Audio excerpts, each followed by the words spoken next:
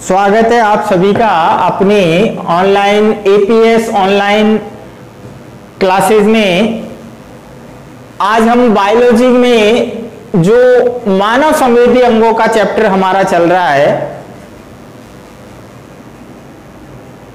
जिसमें आज हम अंतिम पार्ट अर्थात 11वां जो हमारा भाग है इस चैप्टर का। इससे पहले हमने 10 वीडियो इस चैप्टर के अपलोड कर दिए हैं और उम्मीद है आप सभी को वो समझ में आए होंगे और आपने उनके नोट्स मेंटेन किए हैं पीडीएफ फाइल से। यहाँ आज हम 11वां जो पार्ट है इसका, यानी 11वां जो भाग है वो लेकर आए, जिसमें हमने अन्य संवेदी अंग जो हमारे सिलेबस के अंदर हैं, जैसे जिह्वा जिसको टंग कहते हैं, नाक अर्थात नोज, और त्वचा स्किन। तो ये संवेदी अंग जो हैं उनके बारे में भी हम यहाँ पर आज चर्चा करेंगे और इनके बारे में पढ़ेंगे। इससे पहले हमने जो मुख्य संवेदी अंग हमारे सिलेबस में डिटेल से थे, जिसमें हमने आंख के बारे में पढ़ा और कान के बारे में पूरी संरचना, उसकी औतिकी, उसकी जो है कार्य प्रणाली, ये सब हम पढ़ चुके हैं। देखते हैं आज के टॉपिक में हम जिह्वा को पढ़ेंगे, नाक को और त्वचा के बारे में पढ़ेंगे। तो सबसे पहले हम बात करते हैं जीभ की। जीभ जो है वो स्वादेंद्रियां होती हैं। क्या होती हैं? स्वादेंद्रियां। इसे हम स्वादेंद्रियां कहते हैं, अर्थात स्वाद के प्रति संवेदी, स्वाद के प्रति संवेदी अंग। तो यहां जिह्वा जो है, टंग जिसे हम जीभ कहते हैं, वो स्वाद के प्रति संवेदी अंग होती है, अर्थात हमें स्वाद का ज्ञान कराती है। किसका ज्ञान कराती है? स्वाद का ज्ञान कराती है।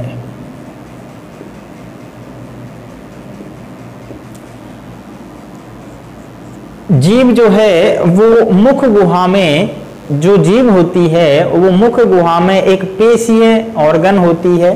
क्या है? मुख गुहा में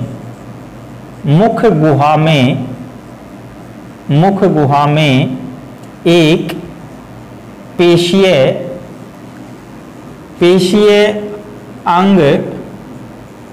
अंग होती है,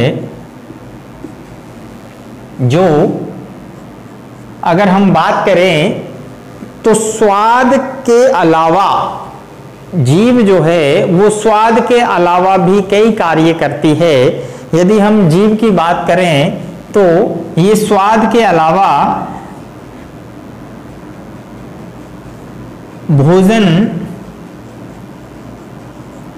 भोजन में लार मिलाना,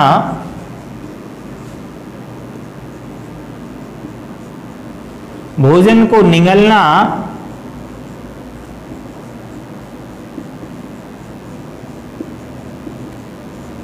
या निगलने में सहायक।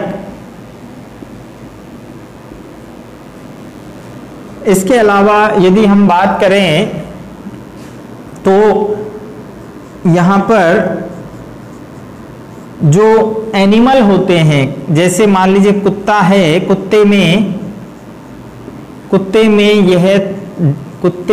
जिह्वा, किसकी बात कर रहे हैं हम? जिह्वा की बात कर रहे हैं, यानी टंग की, जीभ की। ताप नियंत्रण या नियमन करती है। कुत्ते में जीभ जो है, स्तनधारियों में जो एनिमल होते हैं उसमें, कुत्ते में आपने देखा होगा जीभ जो है वो बाहर की ओर निकली होती है। वो शीतलन क्रिया के द्वारा शरीर का तापमान नियंत्रित करती है। मानव में जीभ जो है स्वाद का ज्ञान कराती है। प्रमुख जो काम है, अगर हम संवेदी अंगों की दृष्टि से देखें तो जीभ स्वाद का ज्ञान कराती है।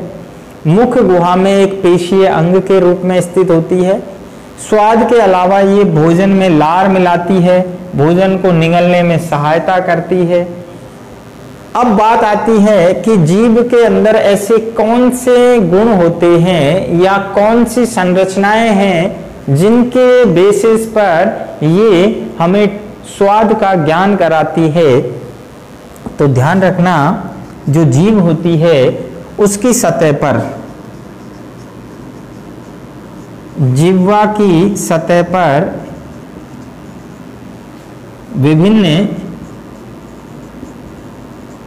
विभिन्न स्वाद को ग्रहण करने के लिए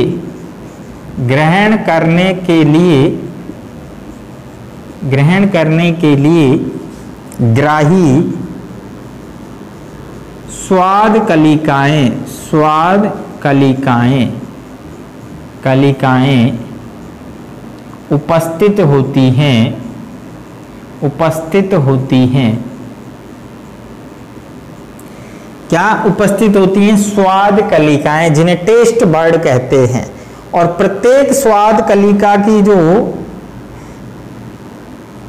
स्वाद कलिकाएं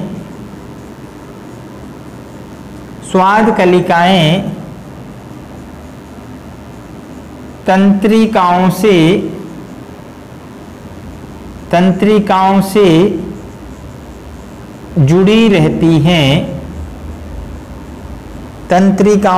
जुड़ी रहती हैं, जो मस्तिष्क में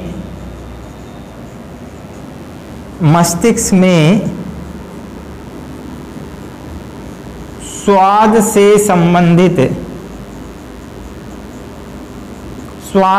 संबंधित सूचनाओं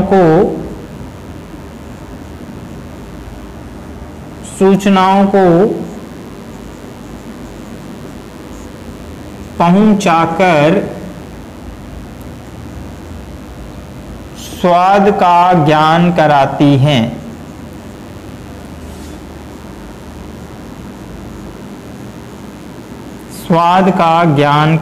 हैं। तो मोटे रूप से हम ये कह सकते हैं कि जो स्वाद कलिकाएं हैं, अब देखिए एक चित्र के माध्यम से हम समझ सकते हैं। हालांकि ये डायग्राम हमें नहीं बनाना है, लेकिन समझने के लिए ये मान लो हमारी जीभ है, ठीक है, ये जिह्वा है, और इसका जो आगे वाला जो भाग होता है, यहां पर मीठे स्वाद के लिए, ठीक है, मीठे स्वाद के लिए पीछे की तरफ जहां से जुड़ी होती है, यहां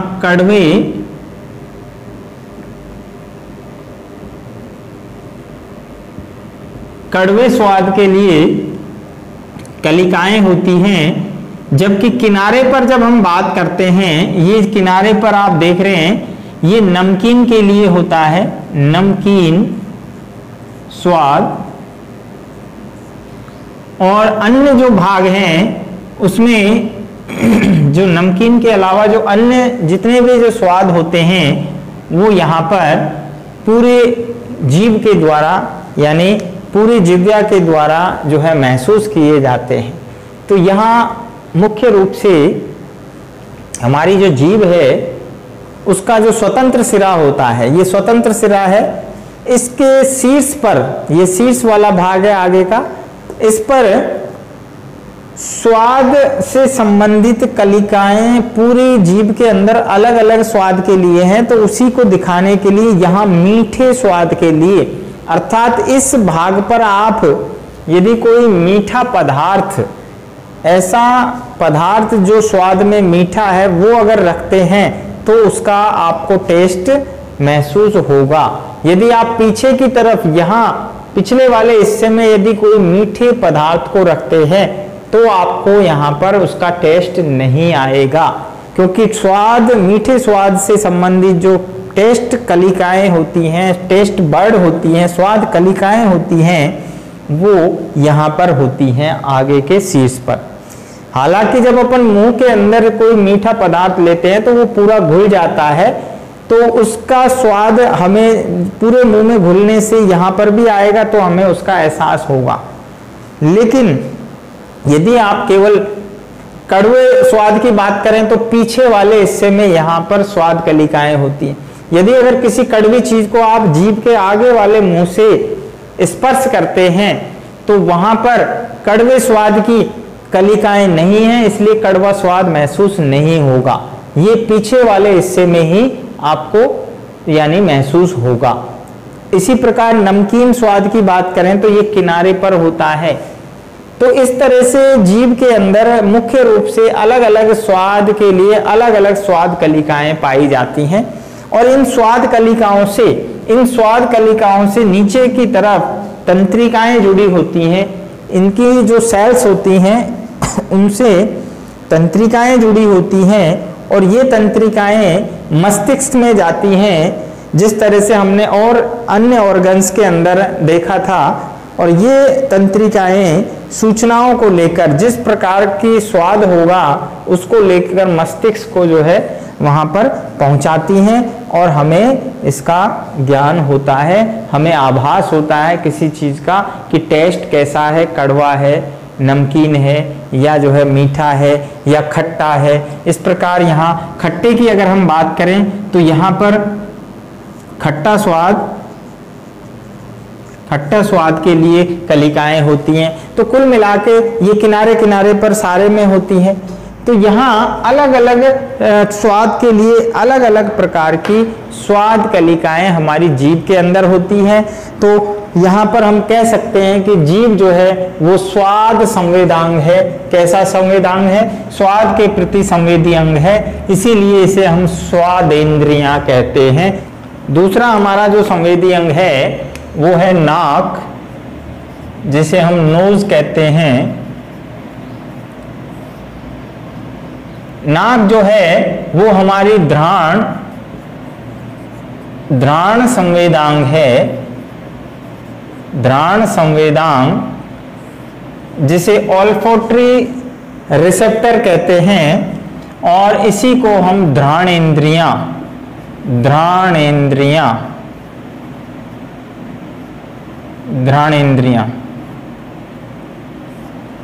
तो यहां नाक जो है वो घ्राण संवेदी अंग है, इसे घ्राणेंद्रियां कहते हैं। और ये क्या काम करती है? ये क्या काम करती है भाई? जो नाक है हमारी वो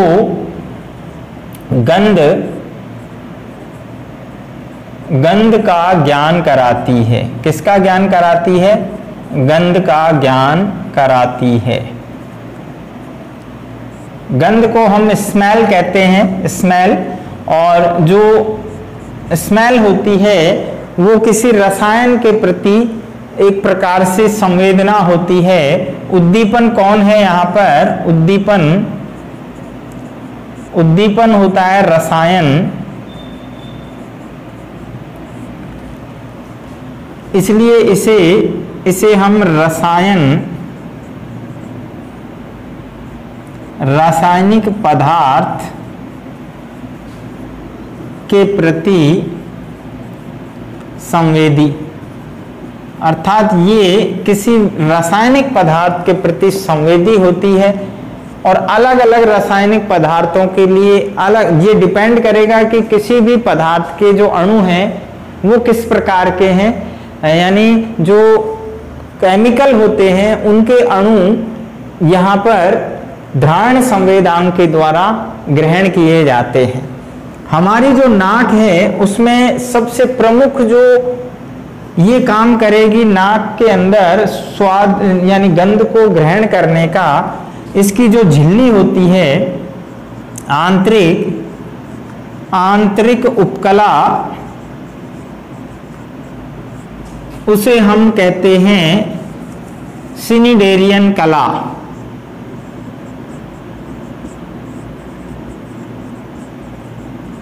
सिनिडेरियन कला, और ये जो है अत्यधिक संवेदी होती है, अत्यधिक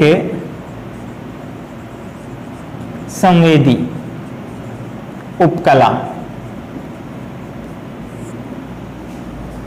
ये रोमा भी होती है और साथ ही साथ में अत्यधिक संवेदना के कारण श्लेष्मा का स्राव भी करती है। श्लेष्मा का स्राव और गंध का ज्ञान कराती है। जो हमारी नाक होती है उसके अंदर की जो झिल्ली होती है उसको सिनिडेरियन कला कहते हैं, और ये सिनिडेरियन कला जो है वो श्लेष्मा का स्राव करती है। कई बार हमने देखा होगा जब बहुत ज़्यादा बाहर से ठंडी हवा आती है तो इसमें एक चुभन सी होती है, और हमें जो है आंतरिक जो उपकला है उसमें उत्तेजना के कारण ये श्लेष्मा का स्राव करती है, अर्थात बहुत ज़्यादा ठंड होने पर जो है हमारी नाक से श्लेष्मा का स्राव होता है। तो ये इसी कला के द्वारा होता है, और यही कला जो सिनिडेरियन कला है यही अत्यधिक संवेदी है, और ये विभिन्न प्रकार के जो केमिकल होते हैं यानी रासायनिक पदार्थ होते हैं उनके अणुओं को ग्रहण करने की क्षमता रखती है। तो जैसे ही अणु पदार्थ के टकराते हैं उससे और वो वहां से तंत्रिकाओं के द्वारा मस्तिष्क की ध्राणपाली आपको बताई थी आगे की तरफ होती है मस्तिष्क में, अग्र मस्तिष्क के अंदर, वहां पर संवेदनाओं को ले जाती है और हमें गंध का ज्ञान होता है। विभिन्न प्रकार की गंध जो है अलग अलग प्राणियों में उनकी क्षमता के अनुसार ग्रहण की जाती है। कुत्ते के अंदर खास तौर से बहुत प्रकार की संवेदनाओं को ऐसा मानते हैं कि लगभग 300 प्रकार के रसायनों को यानी ज्ञान करने की, उसको महसूस करने की क्षमता होती है। इसीलिए आपने देखा होगा कि जो इंटेलिजेंस डिपार्टमेंट है वो डॉग्स का इस्तेमाल करता है विभिन्न प्रकार की गंध को ट्रेस करने के लिए, उसको फाइंड करने के लिए, उसको पहचानने के लिए। इसी प्रकार से एक मछली होती है जो कि जो डॉग फिश कहलाती है, डॉग फिश कुत्ता मछली, उसका नाम भी हमने उस गंध को ग्रहण करने के आधार पर ही दिया है। वैसे उस मछली को हम स्कोलियोडॉन कहते हैं, लेकिन उसका नाम जो है हमने डॉग फिश इसलिए रखा क्योंकि उसमें भी सूंघने की क्षमता ज़्यादा होती है। तो मानव जो है, मानव में जो नाक है हमारी वो घ्राण संवेदांग है, इसलिए इसे घ्राणेंद्रियां कहते हैं। ये गंध का ज्ञान कराती है, रसायन उद्दीपन के रूप में इसके लिए यानी कार्य करते हैं। तो जो भी रसायन बाहर से आते हैं तो उनके प्रति ये क्या होती है, संवेदी होती है, अलग अलग प्रकार के रसायनों को अलग अलग प्रकार से पहचानती है। नाक की जो आंतरिक उपकला है उसमें सिनिडेरियन कला होती है, उसे सिनिडेरियन कला कहते हैं। ये संवेदी होती है उस रसायनों के प्रति, और यही जो है हमें जो है इसका आभास कराती है, गंध का ज्ञान कराती है। तीसरा हमारा जो अन्य संवेदी अंग है वो है त्वचा, जिसे हम कहते हैं स्किन। हमारी जो स्किन है वो क्या कहलाती है, वो स्पर्श संवेदांग कहलाती है। क्या कहलाती है? स्पर्श संवेदांग। स्पर्श के प्रति संवेदी, इसलिए क्या नाम दिया,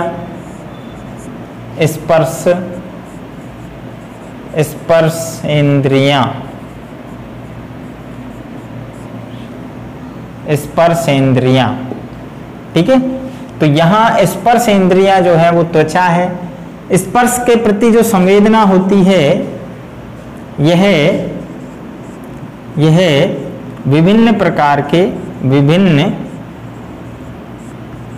स्पर्श के प्रति संवेदी होती है। जैसे दाब, हल्का स्पर्श, ताप, ठंडा यानी गर्म और ठंडा यूं भी कह सकते हैं, एवं दर्द जिसको पीड़ा भी कहते हैं आदि। तो आप यहां देख रहे हैं कि जो हमारी स्किन होती है, आप देखिए स्किन जो है चाहे वो कोई भी एनिमल हो, सभी में अलग अलग प्रकार के स्पर्श संवेदांग होते हैं। हमारे मानव शरीर के अंदर जो स्पर्श संवेदांग है वो हमारी स्किन होती है, राइट। स्किन जो है हमारी यानी त्वचा जो है, उसमें आगे हम इसको डिटेल से पढ़ेंगे। त्वचा के अंदर दो परतें होती हैं, एपिडर्मिस और डर्मिस। तो इनके अंदर विभिन्न प्रकार के संवेदांग होते। संवेदांग कौन कौन से प्रकार के हो सकते हैं?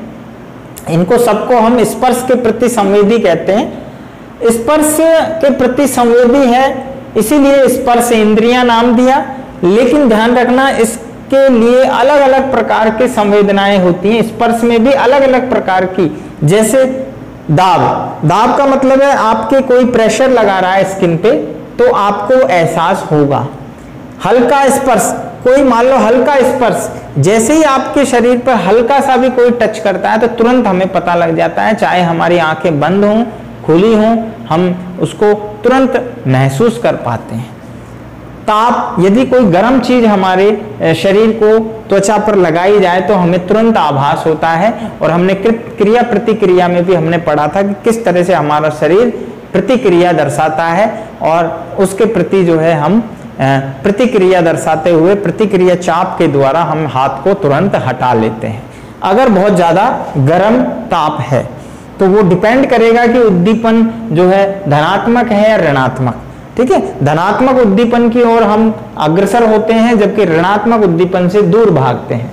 जैसे अगर स्मेल की बात करें, हमने पिछले उसमें नाक के अंदर बताया था कि स्मेल होती है, तो स्मेल अगर अच्छी खुशबू आ रही है, अगर खुशबू अच्छी है, स्मेल अच्छी है, तो हम उसको क्या करेंगे, ग्रहण करने की कोशिश करेंगे, हम नाक से जोर जोर से उसको लेने का प्रयास करेंगे। लेकिन अगर मान लीजिए कोई गंध बहुत ज्यादा बेकार है, जिसे दुर्गंध कहते हैं, सुगंध को तो हम अंदर लेंगे, वो पॉजिटिव हमारे लिए क्या है, संवेदांग है। लेकिन अगर दुर्गंध है तो उसके लिए हम क्या करेंगे, नाक को हमारी को बंद कर लेंगे कुछ समय के लिए। क्यों? क्योंकि वो नेगेटिव उद्दीपन है। तो ठीक उसी प्रकार जो है ताप अगर ज्यादा है तो हम त्वचा से जैसे ही स्पर्श करेंगे तो हम उसको हटा लेंगे हाथ को। इसी तरह ठंड है, अगर बहुत ज्यादा ठंडा लगा रहे हैं तो भी हमें जो है स्पर्श होगा तो हम उसको पहचान पाते हैं। इसी तरह दर्द पीड़ा, अगर कोई मान लो आपके ऑलपिन चुभ होता है, इसका पीड़ा का अर्थ क्या हुआ, यहाँ पर आप समझ सकते हैं। मान लीजिए आपके नुकीली चीज, ठीक है,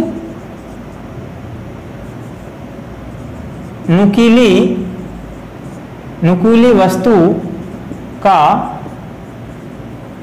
त्वचा पर लगना, तो ये क्या है, ये एक प्रकार का पीड़ा वाला संवेदांग है।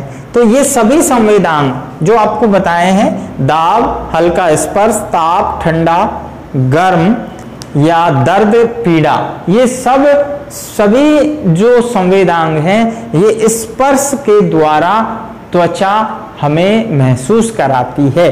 कैसे होगा इसका कि प्रत्येक, जैसे मान लीजिए ये हमारी स्किन की सेल्स हैं, तो यहाँ पर क्या होते हैं, स्पर्श संवेदांग होते हैं और स्पर्श संवेदांग के नीचे से तंत्रिकाएं निकलती हैं। तो जैसे ही यहाँ पर कोई जो है उद्दीपन बाहर से आता है तो उससे संबंधित जो सेल्स हैं वो उसको महसूस करती हैं और सभी तंत्रिकाएं जाकर मस्तिष्क में इसका ज्ञान कराती हैं, जिससे हमें स्पर्श का आभास होता है। इसीलिए त्वचा को हम स्पर्शेंद्रियां कहते हैं, स्पर्शेंद्रियां कहते हैं।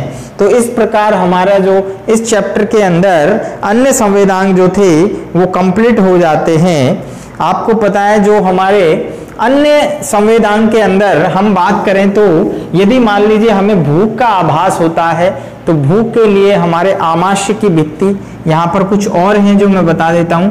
आमाशय,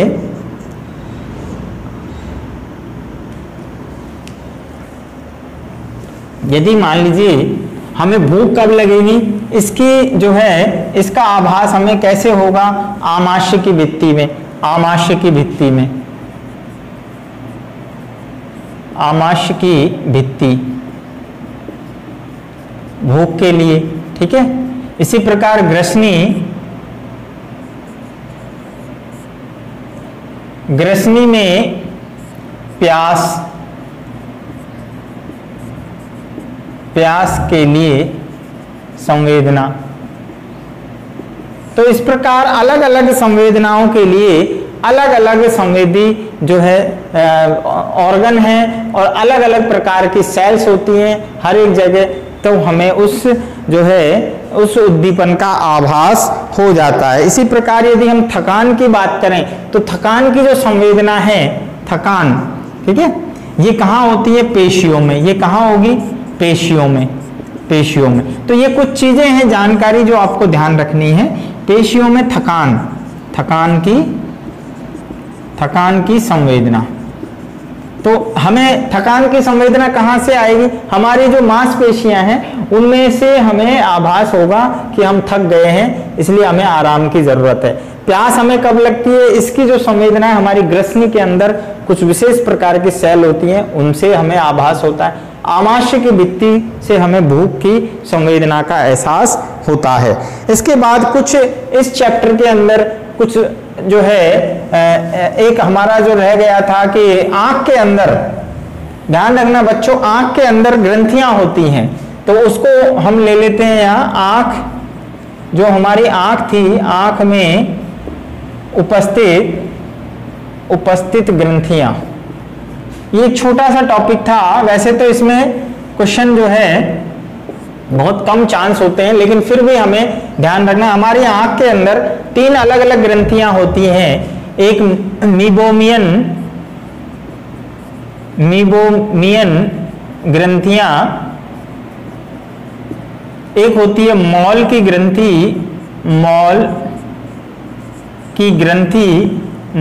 ग्रंथि, जिसे सीलियर ग्रंथि भी कहते हैं, सीलियरी ग्रंथि। और नंबर तीसरी जो है वो है लेक्राइमल ग्रंथि, जिसे अश्रु ग्रंथि कहते हैं, अश्रु ग्रंथि। तो यहां पर ध्यान रखेंगे 3 तरह की ग्रंथियां हमारी आंख के अंदर होती है। मीबोमियन ग्रंथि, ये दरअसल में तेल ग्रंथियां होती हैं, तेल ग्रंथि की रूपांतरित, ठीक है। और ये क्या करती है? ये पलकों के पास है, पलकों पर ये कॉर्निया की सफाई करती हैं, कॉर्निया की सफाई, ठीक है। दूसरी ग्रंथि मॉल की ग्रंथि है, ये पलकों की बरौनिया, पलकों की जो बरौनियां होती हैं, जो रोम होते हैं, उनके किनारों पर पुटिकाओं में खुलती हैं, ठीक है, पुटिकाओं में खुलती हैं। और तीसरे प्रकार की हम सभी जानते हैं, ये अश्रु ग्रंथि होती है, और ये जो है अश्रु ग्रंथि अश्रु का स्राव करती है, ठीक है, अश्रु का स्राव। और ये नमकीन स्वाद होता है, नमकीन स्राव, जो आंखों की सफाई भी करता है, साथ साथ में कॉर्निया की भी जो है धुलाई करता है, और कुछ उत्सर्जी पदार्थों को भी शरीर से बाहर निकालती है। तो इस तरह से आंखों के अंदर ये छोटा सा टॉपिक हमारा जो है, इसमें 3 प्रकार की ग्रंथियां आंख के अंदर, मीबोमियन ग्रंथियां, ठीक है, ये तेल ग्रंथियां होती हैं। दूसरी है मॉल की ग्रंथि, जो कि सीलियरी ग्रंथि कहलाती है, जो सीलियरी काय है वहां से जो है इसकी जो बरौनियां हैं आंखों की पुटिकाएं के रूप में बाहर निकली होती है और खुलती हैं। और लेक्राइमल ग्रंथि जो है वो अश्रु ग्रंथि होती है, और हम सभी जानते हैं अश्रु ग्रंथि जो है आंसुओं का स्राव करती है। तो इस प्रकार ये हमारा जो चैप्टर है 27वां चैप्टर मानव के संवेदी अंग, ये कंप्लीट होता है। इसकी हमने 11 वीडियो आपको अपलोड कर दी हैं। फिर भी अगर किसी को कोई प्रॉब्लम हो तो आप इसका जो है हमें कमेंट में जवाब देंगे। आपके लिए क्वेश्चंस हैं, क्वेश्चंस क्या हैं? क्वेश्चंस यह आपके लिए क्वेश्चंस हैं, वो आपको कमेंट में देने हैं। पहला क्वेश्चन ये है कि पहला क्वेश्चन क्या होगा कि जो संवेदी अंग है वो कितने प्रकार के हैं? मानव में संवेदी अंग कितने हैं, ठीक है।